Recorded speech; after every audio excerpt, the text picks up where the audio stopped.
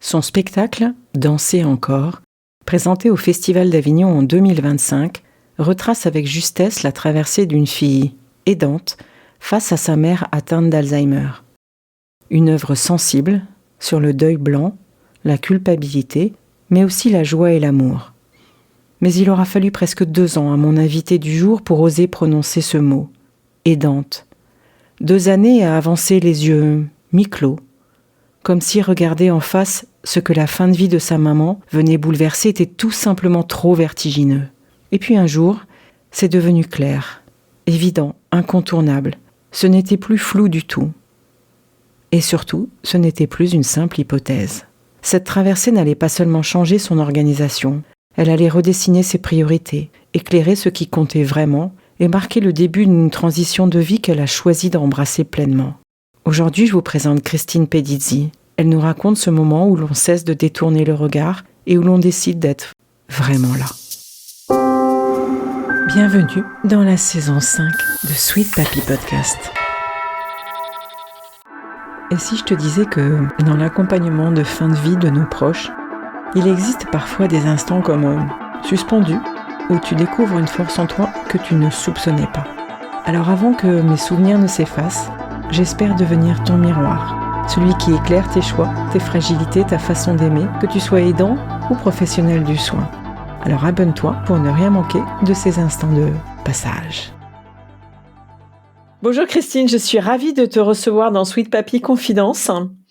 Je vais y aller direct. Peux-tu me parler de la personne que tu as accompagnée ? Oui, direct alors, effectivement. Oui. Comment tu la décrirais en quelques mots si tu devais la présenter par exemple à quelqu'un qui ne l'a jamais connue comme moi ? Alors, c'était ma mère déjà. Ma mère a toujours été très vive, très active, très dynamique pendant la majorité de sa vie, jusqu'à ce qu'elle ait la maladie d'Alzheimer, qui la gomme et l'efface petit à petit. Et c'est devenu une personne très calme, très paisible, très apaisée. C'était vraiment incroyable ce changement de personnalité. Et c'est quelqu'un qui m'a appris la vie, une partie de la vie, à partager les choses importantes, les valeurs, entre autres, parce que mon père, bien entendu, a contribué, mais voilà. Et une personne où je sais pas comment l'exprimer, mais j'aurais aimé en tant qu'adulte la rencontrer, pour peut-être ne plus percevoir de choses avec mes yeux d'enfant ou de fille d'eux, mais de femme à femme, pouvoir parler de certaines choses parce que je sens qu'elle a fait des sacrifices ou autres qui aujourd'hui me disent mais si on s'était rencontrés à ce moment-là, peut-être que ça aurait changé les choses. Voilà. Superbe. Et si tu fermes les yeux maintenant, quel est le premier souvenir lumineux qui te revient d'elle ? Ah, des fous rires. Je pourrais ouvrir les yeux ou pas ? Oui, réouvre. Des souvenirs toujours autour de la table parce que chez nous on se disait pas je t'aime et l'amour passe par la nourriture, d'où le bassin méditerranéen entre autres. Moi avec ma sœur on s'amusait beaucoup avec la nourriture, enfin pas à gâcher mais à cacher des choses dans l'assiette de ma mère qui aimait pas les escargots mais qui passait 3 jours à en cuisiner, qui faisait des tas de choses comme ça. Et nous notre jeu c'était vraiment de lui cacher des trucs pour que presque elle les mange à son insu. C'est horrible. Et du coup, c'était des fous rires parce qu'elle s'en apercevait. On n'était pas très maligne et pas très discrète. Et du coup, elle s'en apercevait toujours et c'était des grands fous rires après. Voilà, dont je me rappelle. En tout cas, merci d'avoir partagé ce lien entre les dantes que tu es devenue et ta personne accompagnée. Tu peux juste me dire son prénom ? Arlette. On va démarrer le chemin qui était difficile, le moment où on est devenue aidante. Te souviens-tu du moment justement où tu as compris que ton rôle d'aidante commençait ? J'étais en vacances à La Réunion. J'ai les larmes qui montent d'avoir dit son prénom. Et j'étais en vacances donc à La Réunion et mon père était à son chevet. Elle est passée par différentes maisons de repos, de machin, etc. Et j'étais au bord d'une piscine. Il faisait 35 degrés. Je crois qu'on venait d'arriver. On était heureux de voir cet environnement-là. Et là, mon père m'appelle et il me dit « ta mère se dégrade ». Et j'avais vraiment tellement pas envie d'entendre ça. Et surtout pas, c'est très égoïste, mais je crois que la première réaction pour moi était très égoïste. J'avais tellement pas envie d'entendre ça au moment où je l'ai entendu. Et au moment de ma vie aussi, parce que mon fils était jeune. Nous, avec mon mari, on a 1592 activités artistiques, on est partout tout le temps, on sort tout le temps. Et là, hop, Moi, ce que ça me dit, c'est, il va falloir que tu arrêtes ta vie, ma grande, et que tu la mettes entre parenthèses. Et c'était pas question de ça, en fait. Il en était pas question à ce moment-là. Et comment tu t'es sentie curieuse, effrayée, forte d'un coup en disant chouette, je vais prendre ce rôle à bras le corps, Non, perdue dépassée vraiment, déjà, dépassée, parce que au-delà de prendre les choses en main, il y a tout l'aspect j'ai pas envie en fait. Moi vraiment pendant 2 ans, je pense que j'ai pas eu envie de devenir la mère de ma mère, en tout cas de m'occuper de choses qui elle s'en occupait très bien avant en fait, c'était très bien, c'était parfait comme ça, les rôles étaient bien établis. Et mon père après il est tombé malade et rentré à l'hôpital et du coup j'avais pas le choix si ce n'est de prendre la suite. Et j'avais vraiment pas envie. Vraiment, pendant 2 ans, je pense que j'ai lutté avec ce truc, ça me saoule. Je le fais, mais ça me saoule. C'est pas juste, c'est pas normal, c'est pas dans l'ordre des choses. Et je pense que j'ai mis bien 2 ans à accepter de dire, ok, et si j'en profitais pour passer des bons moments maintenant, et si j'acceptais mon rôle d'adulte en tant que tel, même si j'avais 38 ou 40 ans, adulte par rapport à ma mère, justement. Et ça a été vraiment un chemin qui a été pour moi très complexe. Ouais. 2 ans, c'est long. C'est long, 2 ans. 2 ans. C'est très long, 2 ans. À être aussi à la fois aidante et à la fois garder ma vie avec mon fils, garder en tant que mère, garder ma vie de femme avec mon chéri, garder ma vie sociale et tout ça. Du coup, c'est où ça rentre, mais où est-ce que je vais refaire rentrer ça? Et beaucoup d'épuisement moral en fait, même si physiquement, ma vie a continué vraiment avec mes parenthèses. Petit à petit, avec toutes les prises de décision qu'on prend aussi, est-ce qu'on la fait rentrer à l'EHPAD, est-ce qu'on la garde? C'est horrible de prendre ces décisions-là. À ce moment-là, pour moi, ça l'était, en tout cas. Qu'est-ce qui t'a porté finalement? Qu'est-ce qui t'a fait tenir le coup à ce moment-là? Alors, je crois que ça n'a rien à voir avec la fin de vie ou Alzheimer, mais c'est l'improvisation théâtrale, puisque j'en fais depuis 15 ans. Et je crois que j'ai très vite accepté ces folies, entre guillemets. Ça me faisait rire. Et j'essayais pas d'insister en lui disant mais enfin maman c'est pas vrai ou tu te rappelles ou des choses comme ça. Ça me faisait tellement rire en fait que je suis très vite rentrée dans son monde. Et je crois que c'est l'impro qui m'a aidée à voir autrement la maladie et voir autrement la personne aussi. À accepter en impro ce qu'on dit les accidents, les erreurs, c'est souvent ce qui nous amène au sublime. Et je crois que c'était ça en fait, accepter que c'est plus la même personne, ça ne sera plus jamais la même personne. Mais en tout cas, comment on peut faire pour s'amuser encore ensemble, en fait? C'est impressionnant de justesse, ce que tu viens de dire. Et j'entends parfaitement parce que c'est très difficile d'improviser. À l'inverse, qu'est-ce qui t'a le plus épuisé? Qu'est-ce qui t'a cassé, en fait? Qu'est-ce qui t'a mis à l'épreuve? Waouh! J'ai beaucoup d'émotions qui montent. Il y a plein de choses qui m'ont fatiguée, c'est faire semblant en fait. C'est faire semblant, je crois, qui m'a le plus fatiguée. Et puis aussi compter sur certaines personnes qui n'ont pas été présentes. Et du coup, avoir la sensation de porter toute seule la charge. Et ça, c'était épuisant en fait. Parce en plus de l'épuisement, il y a eu la colère. La colère qui était passée par rapport à la maladie et la fin de vie. Mais du coup, elle était présente d'une autre manière. De dire c'est pas juste en fait, merde. Voilà. Et beaucoup de colère. Donc je pense que moi la colère c'est pas un sentiment que je connais. Enfin c'est pas un sentiment qui m'habite. Et du coup là ça m'a beaucoup fatiguée. Et puis les faire semblant, les entrées en EHPAD, ça va être super, alors qu'on sait très bien que ça va pas être super et que on voit tous les personnes âgées qui sont alitées ou à l'accueil qui attendent, qui ne font qu'attendre. Mais non, ça va être chouette. Et ça c'est épuisant de faire comme si tout allait bien en fait. C'est pas vrai. Et dans ton spectacle, justement, tu en as parlé de ça? Comme c'était le deuil blanc, bien évidemment. Tu es passée par toutes les phases du deuil. Donc, le deuil blanc au départ, on parlera après du deuil réel. Mais dans le deuil blanc, j'entends effectivement déni, colère, toutes les phases. Les étapes du deuil. Oui, clairement, bien sûr que j'en parle. Et je dis aussi, et ça, je pense que c'est important, et c'est pour ça que je le redis très vite, je n'en avais pas envie. Et ça, souvent, les gens me disaient, des fois, ils me disaient, tu vas voir ta mère. Alors, je dis oui quand je peux, parce que c'était vrai, c'était quand je pouvais. Ouais, mais bon, c'est ta mère, toute la culpabilisation sociétale, etc. Et moi, je disais, mais je n'en ai pas envie. je vais le faire, mais je n'en ai pas envie. Et ça, personne le dit parce que c'est tellement lourd à porter.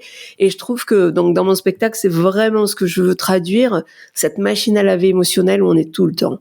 On est tout le temps partagé entre la colère et l'amour, l'envie de ne pas y aller et puis, justement, l'assistance à personnes vulnérables. Il y a jamais, enfin, pour moi, en tout cas, je n'ai jamais connu un seul sentiment, mais à chaque fois deux et contradictoires. Et du coup, on est tout le temps, ouais, c'est vraiment mode essorage d'une machine à laver. Et j'avais envie d'en parler parce qu'on n'en parle pas, c'est tabou de dire, bah ouais, moi, j'ai pas envie de m'en occuper, j'ai ma vie à mener, j'ai aussi un enfant, j'ai aussi un mari, j'ai aussi ma personne et tout, et je veux pas me sacrifier. Alors ça paraît très égoïste et c'est ok, j'assume totalement, sauf que donc j'ai joué mon spectacle au Festival d'Avignon, donc 21 fois, et tous les gens qui sont sortis m'ont dit merci pour ça, quoi. Merci de pas montrer la face de super héroïne qui va s'occuper de sa mère, qui est heureuse, qui va faire tout ça et tout. Merci de nous dire, j'en avais pas envie parce que c'est tout ce qu'on ressent mais qu'on n'ose pas dire.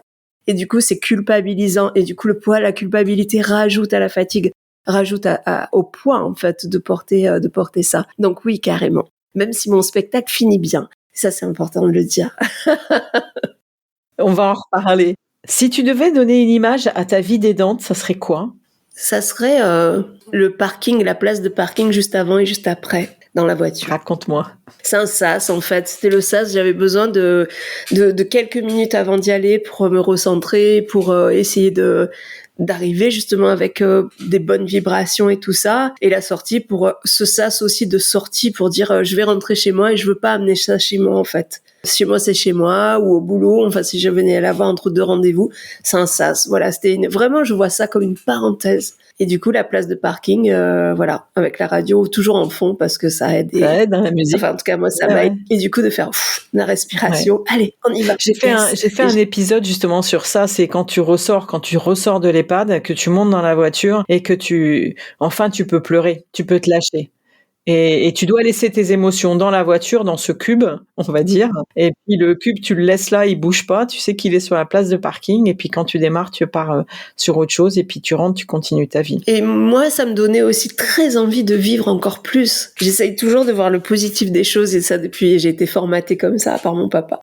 Et du coup, je me disais, ouais, il y avait les larmes qui venaient et tout ça, là, et en même temps de dire, ok, je perds pas une minute parce que si un jour je suis comme ça, bah, je pourrais me dire, ok, j'ai profité de tout, j'aurais coché toutes les cases. Et vraiment, ça me donnait cette force-là de repartir. Donc c'était, ouais, de repartir et de faire que des choses que j'aime. D'où ma transition professionnelle, entre autres. Voilà. Donc ouais, ça m'a apporté beaucoup de positif, en fait, ce temps-là, finalement. C'était le temps de l'EHPAD, on va dire, hein, le temps avant. Ouais, le temps avant, ouais.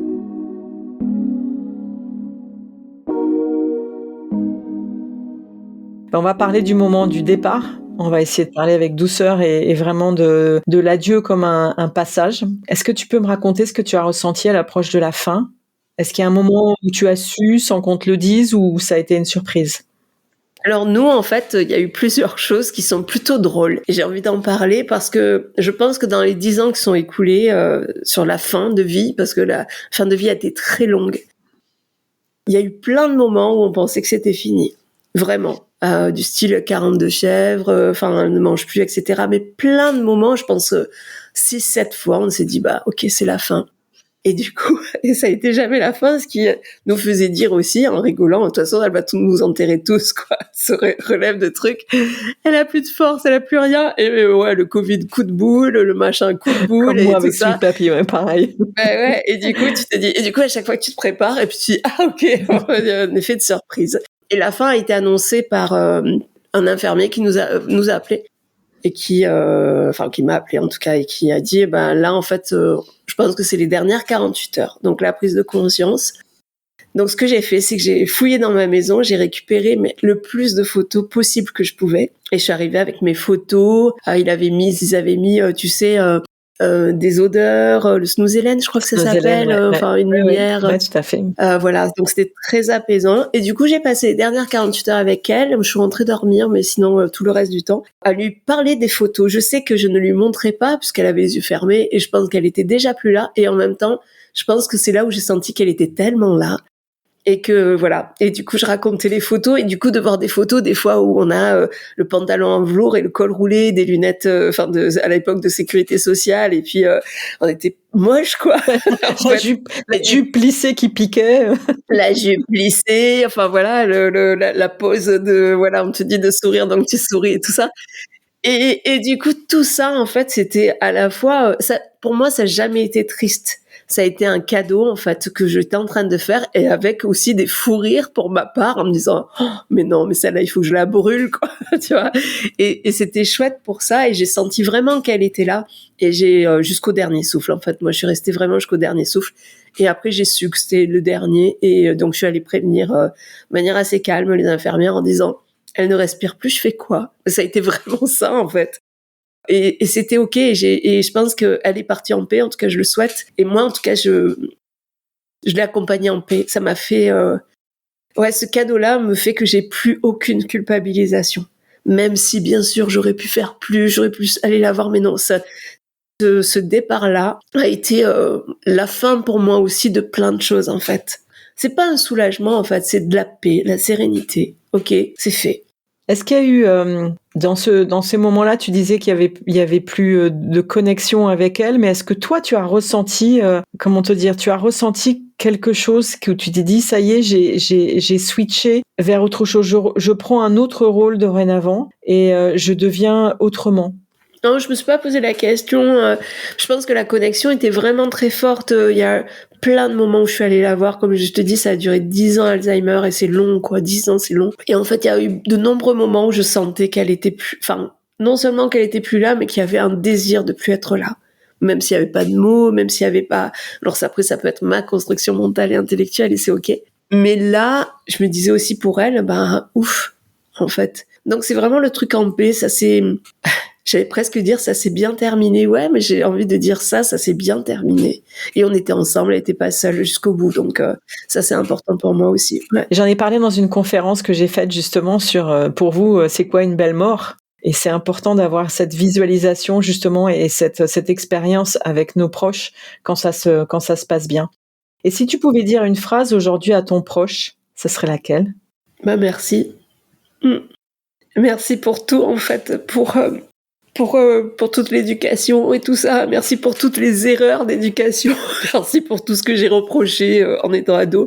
Je pense que je vais faire hurler plein de monde, mais je pense que par rapport à ma vie, ça a été un cadeau de vie. Voilà. Donc c'était encore une fois assez égoïste parce que je pense pas que c'était un cadeau pour elle en fait. C'est le chemin, je pense qu'il faut prendre. Tu as tout à fait raison. Comment la vie a-t-elle repris forme après pour toi? Très rapidement, en fait, très rapidement. Donc il y a eu toute la partie administrative des obsèques et autres moments. Enfin, toujours très bizarre. En fait, il faut prendre des décisions. Encore une fois, nous on n'avait jamais parlé ni avec mon père ni avec ma mère de leurs envies. Enfin, plus ou moins, mais c'est tabou de parler de la mort parce qu'au cas où ça porte la poisse, etc. Donc on se retrouve à prendre des décisions. On sait pas. On te pose des questions. Vous voulez ça ou ça? Vous voulez ça ou ça? Et en fait, ça a été vraiment. Et ça peut être tellement drôle ces moments-là aussi de dire, enfin, je sais rien, je m'en fous d'une force en plus. Ah mais c'est moi c'est ce que m'avait dit Sweet Papy. Hein. Il avait dit clairement, moi je m'en fous. De toute façon, je serai plus là. Faites bien ce que vous voulez. Et j'ai fait ce que j'ai voulu au moment des obsèques. Et pareil, donc moi j'ai préparé, enfin il y a toute la préparation des photos, des vidéos, enfin bref, de qu'est-ce qu'on fait concrètement pendant la cérémonie. Et comme avec mon père, moi j'ai tenu aussi à être très présente au niveau de la cérémonie. Je voulais pas que quelqu'un qui la connaît pas parle d'elle en disant peut-être se trompe de prénom et tout. Enfin moi je trouve ça horrible. Ouais. Et j'avoue que, enfin voilà, avec ma sœur, on a animé pas mal la cérémonie parce que c'était important. Que ça soit nous quoi et qu'elle parte comme ça entourée encore d'amour. Et pour moi elle est pas, enfin son corps est parti etc. mais elle est là présente quelque part. Et ton père? Mon père est décédé en 2014, il me semble. J'ai aucune notion des dates, mais très rapidement, parce que comme je te disais au début, on l'a mis à l'EHPAD aussi en concertation avec lui, parce qu'on lui a dit tu vas pas tenir de toute façon, et ça s'est confirmé parce que je crois qu'il a recommencé, il a eu un cancer du poumon 10 ans avant. Il a super bien vécu pendant 10 ans avec un seul poumon et puis ça a recommencé. Et donc il fallait qu'il s'occupe de lui. Ça c'était vraiment très clair et il est rentré à l'hôpital et enfin rentré-sorti jusqu'à ce qu'au moment où il reste. Et mon père est décédé donc assez vite. entre guillemets, par rapport à cette aventure-là. On a pris la décision, là je veux pas porter la responsabilité, mais on a échangé avec la psychologue à l'époque, etc., qui nous a dit non, il faut rien lui dire. Et je crois que c'est mon plus grand regret, quoi, de faire comme si tout allait bien, parce qu'après elle s'est sentie abandonnée, en fait, puisqu'il venait quand même tous les jours. Alors je disais, papa est à l'hôpital et tout ça, mais même quand elle posait pas la question, mais ça sonnait tellement faux et tellement creux, quoi, que c'est vraiment mon plus grand regret, en fait. Et comme je lui ai dit, c'était vraiment trop tard. Ouais, culpabilité. Ouais, la culpabilité, ouais. Je pense qu'elle avait le droit d'être là. Ou en tout cas de le savoir. Je suis tout à fait d'accord avec toi, et c'est un grand regret aussi que j'ai eu avec mon Sweet Papy 2, qui avait perdu sa petite copine, qui était à l'EHPAD, Wow. son amoureuse de l'EHPAD, hein, et qui est partie aussi avec Alzheimer, et on n'a pas osé lui dire. Et en fait, l'équipe soignante lui a dit non, elle est partie dans un autre EHPAD. Je me souviendrai toujours de sa phrase de dire mais elle est pas venue me dire au revoir. Eh oui. Voilà, donc on sait pas comment est-ce qu'ils réagissent en fait, hein, mais je pense qu'il faut dire la vérité. Ouais, en voulant protéger, on fait n'importe quoi. Enfin, en plus, je dis ça parce que j'ai été dans la culture du non-dit. Tu vois, quand mon père a eu un cancer du poumon, on l'a su la veille de l'opération, alors que bien entendu, quand ma mère a eu un cancer pareil, on l'a su. Je vais faire des examens. Bah non, on dit que t'as un cancer et ça.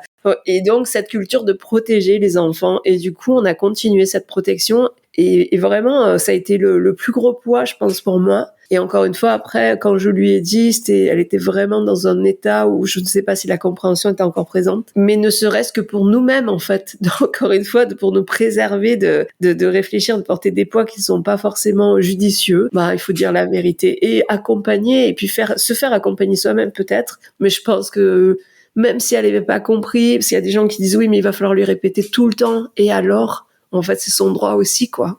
Tout à fait. Est-ce que tu es revenu sur ça dans le spectacle ? Oh, tellement. Quel retour tu as eu finalement de ça ?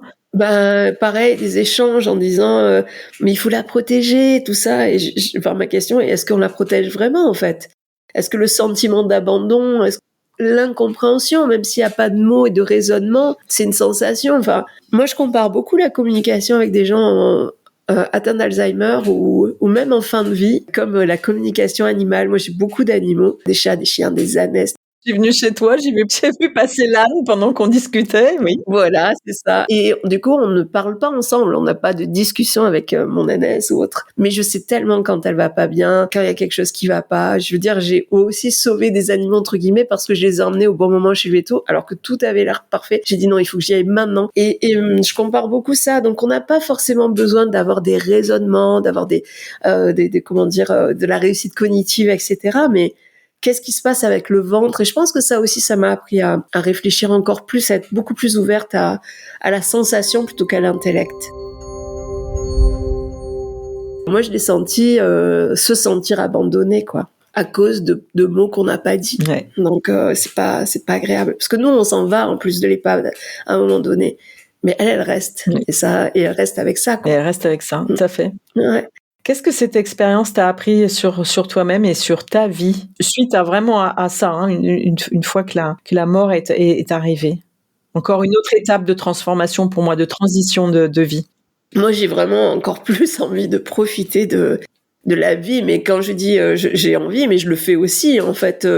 C'est-à-dire que tous les projets que je veux mener à terme, ça rend fou tout le monde qui me dit mais tu viens d'écrire un spectacle, là t'es en train d'entreprendre autre chose. Ouais, mais j'ai pas de temps, en fait. Enfin, j'ai pas de temps. Je sais pas, le temps que j'ai, si ça se trouve, j'ai encore 50 ans devant moi. Mais peut-être pas. Et du coup, j'ai envie de cocher le maximum de cases de ce qui me fait vibrer, tout le sens, etc. que je mets. Et voilà. Et c'était fini.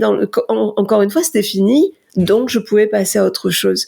Tout ce temps-là, aussi d'aller voir le temps d'aller voir ma mère à l'EHPAD, des fois j'avais pas envie, etc. Qu'est-ce que je fais de tout ce temps-là finalement qui est comme un cadeau. Donc voilà ce que ça m'a donné, et ça me l'a donné très très vite, quoi. Après j'ai eu besoin je crois d'un mois ou deux, parce que suite à ma maman, en fait j'ai eu 2 décès très proches aussi. Donc ça a fait beaucoup, quoi. En 3 semaines, je crois, je me suis pris 3 claques et du coup j'ai dû absorber tout ça. Et j'ai pris le temps pour une fois de l'absorber, de dire je suis triste et j'ai pas envie. Et ça, je crois que c'est la première fois de ma vie que je me force pas à. Et après, c'est reparti, en changeant de direction professionnelle, en étant attentive à tout ce qui me prend de l'énergie, en le supprimant de ma vie, d'aller de me construire un monde de bisounours autour de moi. C'est un peu la question que j'allais te poser, mais tu réponds avant. Est-ce qu'il y a quelque chose que tu fais aujourd'hui que tu n'aurais jamais imaginé faire avant? Déjà, être intermittente du spectacle, comédienne. J'écris des scénarios. Je viens de la stratégie commerciale, quoi. Pour moi, c'était. Voilà, t'étais entrepreneur. Oui, j'étais entrepreneur, podcasteuse et tout ça. Et en fait, j'ai tout transformé. C'est-à-dire que oui, maintenant, je suis dans une compagnie, mais il faut aussi aller chercher des spectacles, y aller vendre nos spectacles Bien et tout. sûr. Donc, j'ai déjà tout ça. Pareil, j'ai adoré le podcast. J'en ai fait plusieurs épisodes de chacun. Je profite d'une petite pause pour vous raconter l'histoire de Christine. Lauréate du prix Réussir au féminin, catégorie bienveillance en 2021, et nominée femme de la culture du Vaucluse en 2023, Christine poursuit sa mission avec passion, utiliser l'art comme un vecteur de lien, d'apaisement et de transformation. Après un parcours d'entrepreneur, elle a choisi de suivre ce qui fait battre son cœur. Vous l'aurez compris à travers cette interview, la scène, la transmission et le dialogue. Depuis 2 ans, elle met son énergie et sa créativité au service d'un objectif simple et puissant, changer les regards sur les sujets dits touchy. Les danses, la fin de vie, le burn-out, le handicap, les violences sexistes. Elle le fait à travers le Théâtre Forum. Elle crée ainsi des espaces d'expérimentation collective où le public devient acteur de la réflexion. Alors n'hésitez pas à aller voir ces spectacles, car à travers ces bibliothèques vivantes, elle libère la parole, favorise l'écoute et invite à une compréhension mutuelle joyeuse et durable. Tous ces liens sont dans le descriptif de l'épisode. Aujourd'hui, je me tourne plus vers les fictions sonores qui réunissent l'écriture d'un scénario et l'enregistrement et les bruitages et tout ça. Donc en fait, vraiment, ce que ça a transformé, c'est prendre des décisions, quoi. D'arrêter ma boîte, de dire en fait, qu'est-ce qui me saoule dans la vie, et de noter clairement ce qui me saoulait et qu'est-ce qui me rend heureuse, et c'est la scène, quoi. Donc action. Et à 56 ans, je suis devenue intermittente du spectacle, saltimbanque et heureuse. Heureuse, tu vois. Et ça, c'est cool. J'aime bien dire saltimbanque. C'est beau, c'est superbe. Écoute, c'était sur cette transition-là, effectivement, que je trouvais que c'était important. Et si tu pouvais parler à quelqu'un qui accompagne un proche aujourd'hui, qu'est-ce que tu lui donnerais? Qu'est-ce que tu lui dirais? Pas des conseils, c'est pas forcément un conseil, mais comment tu pourrais lui expliquer que cette transition, elle est importante aussi, ou qu'il peut y avoir une transition? Tout le monde le dit, mais c'est vraiment très important de continuer sa vie. Parce que si on se met derrière la personne, ça va se transformer en conseil, mais si on se met derrière la personne, on s'oublie, et du coup on arrive avec toutes nos... finalement on n'a rien à dire, quoi, si on s'oublie. En fait, voilà, on n'a rien à partager. Et si on continue notre vie, on a plein de trucs à partager. Je pense que la personne est heureuse qu'on continue à vivre et ne pas être une charge. Ça, c'est la première chose. Et la deuxième, c'est voir ce moment-là comme un cadeau. Qu'est-ce que je peux faire pour la personne ? Et arrêter de penser à soi en me disant je suis fatiguée, etc. Mais qu'est-ce que je peux lui faire comme cadeau, quoi? Un cadeau, ça peut être lui caresser la main, ça peut être passer la voir à l'improviste, mettre une musique qu'elle aime bien. Qu'est-ce que je peux lui faire comme cadeau? Et du coup, ça transforme tellement la relation et tellement le bonheur, finalement, de vivre ces moments-là. Mais si la relation avait été difficile? Eh ben justement, je pense que c'est aussi... moi, j'ai souvent ce truc, et vraiment depuis très longtemps, même avant, de me dire... si un jour je ne suis plus là, ou si la personne décède, je n'aurai plus l'occasion de faire des choses. Donc j'essaye de ne pas avoir de débit, tu vois, de dette relationnelle, en fait. Ouais. Donc j'essaye de faire les choses quand les personnes sont là, même si elles sont à moitié là, avec le deuil blanc, etc. Mais encore une fois, de manière peut-être égoïste, mais je pense à moi. Et j'ai pas envie de faire 20 ans de psychothérapie une fois que la personne décède parce que je n'ai pas fait quelque chose. Je préfère le faire de son vivant. Parce que je n'ai pas dit quelque chose. Ou dit, oui, fait, ou dit, bien sûr, avoué, ou tellement de choses, quoi, exprimé. Quelle phrase aimerais-tu qu'on garde de toi après cet entretien, par rapport à tout ce que tu viens de me dire, ton expérience aujourd'hui, de ta transition, de ce que tu as reçu, je pense, par rapport à tous tes spectacles aussi, comme information. Ouais. Et comment tu te sens par rapport à ça, et justement, quelle phrase tu aimerais? Je pense que le mot, ou la phrase, c'est de vivre ça comme un cadeau et non pas comme un fardeau. C'est vraiment ça que j'aimerais. Merci beaucoup. Est-ce qu'il y a un objet particulier que tu as gardé d'Arlette? Ça fait rire parce que moi je suis Madame Objet. J'ai encore peut-être les lacets de mes chaussures en 6e. J'ai encore mes chaussons de danse de mes 3 ans, hein, donc c'est le désespoir de mon mari qui essaye de jeter des trucs. Je dis: «Mais non, ça on peut pas le non, c'est jeter pas en fait». possible. Et finalement, de ma mère, j'ai pas grand-chose, de symbolique. Enfin si, j'ai quelque chose de très symbolique puisque j'ai un spectacle. Et c'est ce que je voulais Mais je entendre. crois que ouais. Ouais. En termes d'objets, à la fois j'en ai pas mal et à la fois j'en ai aucun qui me dit c'est vraiment cet objet-là. Non, je crois que c'est mon spectacle qui, on m'a vraiment dit à chaque fois c'est un bel hommage en fait. Ouais. C'est un bel hommage et ça, et au-delà du bel hommage, et je pense que c'est ça aussi, c'est que finalement avec sa déchéance et son décès, enfin du coup elle m'a impulsé quelque chose qui fait changer la vie des gens. Bah, quelque part c'est sa contribution aussi à améliorer la souffrance des aidants et des aidantes et des personnes atteintes d'Alzheimer aussi. Et juste, je veux rajouter un truc parce que j'y pense. J'ai eu moi aussi, je n'aimais pas la vieillesse, je trouvais que les vieux c'était pas beau, ça sentait mauvais, ça piquait. Enfin, et depuis quelque temps, ça aussi, ça m'a donné le courage d'animer des ateliers d'improvisation théâtrale à des seniors. Quand je dis seniors, il y a des très très seniors puisque mon avant-dernier groupe, la plus jeune avait 85 ans et la plus ancienne avait 99 ans. Donc on peut dire que ce sont des seniors. Ouais. Et je leur fais faire un spectacle à chaque fois et je vois toujours l'étincelle de vie et de malice dans les yeux. Et ça m'a vraiment réconciliée avec l'image de la vieillesse et j'ai vraiment envie de rendre leur dignité aux personnes qui sont âgées, qui sont qui sont invisibilisées, qui sont vues comme juste leur maladie. Et en fait, il y a une personne derrière et cette personne elle a tellement de choses à nous apprendre. Voilà. Merci pour tout ce que tu as apporté dans cette interview. Je mettrai tous tes liens, que les gens puissent te contacter. J'ai tellement ressenti de choses par rapport à ce que j'appelle moi ma Sweet Papy philosophie que j'ai depuis des mois et maintenant presque des années. Et j'aimerais tant qu'on passe ce message à tout le monde, aux aidants. Même si c'est difficile, il y a un autre chemin à prendre qui sera le chemin au moment où on a la transition, au moment où il y a le passage qui nous libérera après derrière. Sinon, effectivement, on reste avec des remords, on reste avec des regrets et toutes les difficultés pour moi, jusqu'à la fin de notre vie, des déchirures. Et de pouvoir dire les choses, même si déjà, moi je pense que on fait ce qu'on peut et c'est déjà beaucoup. Et donc on est humain, donc accepter des fois de pas avoir envie, accepter la colère envers cette personne aussi parce qu'elle c'est pas ce qu'on attend d'elle et du coup ça nous rend fous. Accepter c'est normal. Ouais, je pense que c'est un processus normal d'apprentissage de comment j'ai envie d'être et se poser la question comment j'ai envie d'être justement par rapport à cette personne et déjà par rapport à moi-même en fait. Oui. Merci beaucoup Christine. À très bientôt. Merci Anne. Si cet épisode t'a touché, inspiré ou donné des pistes pour mieux appréhender les imprévus de la vie, je t'invite à aller plus loin. N'hésite pas à t'abonner à Sweet Papy Podcast pour ne manquer aucun des prochains épisodes, remplis bien évidemment de bienveillance et d'histoires inspirantes. Et puis partage s'il te plaît cet épisode avec quelqu'un qui pourrait en tirer des enseignements précieux. Et surtout, si tu souhaites discuter de ton propre parcours d'aidant, échanger ou découvrir des ressources pour t'accompagner, n'hésite pas à réserver un appel découverte avec moi via le lien qu'il y a dans le descriptif de l'épisode. Sache que ton histoire, ton expérience et tes questions méritent d'être entendues. À très bientôt et prends soin de toi.